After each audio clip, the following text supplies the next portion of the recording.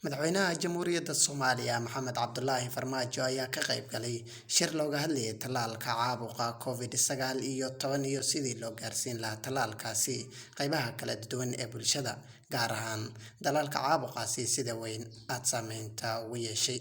Madaxweynaha oo shir kaga qayb galay khadka muuqaal aragga ayaa waxa uu yiri sida tan.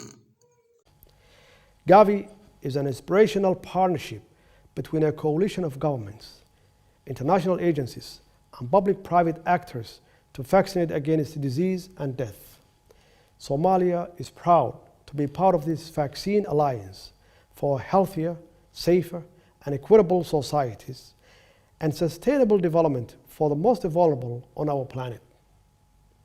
Prevention is always better than a cure. Madaxweynaha oo hadalkiisa sii wata ayaa sheegay in daawada ay tahay xaquuq aasaasi ah loona baahan yahay in si degdeg ah loo gaarsiiyo dalalka si loo yareeyo halista caabuqa.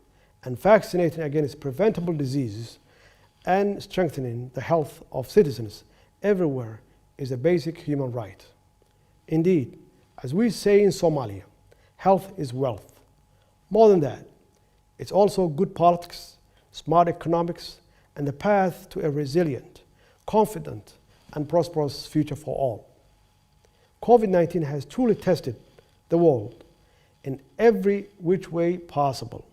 The coronavirus pandemic has taught us the importance of preparation, collaboration, and timely common actions to protect our citizens' future.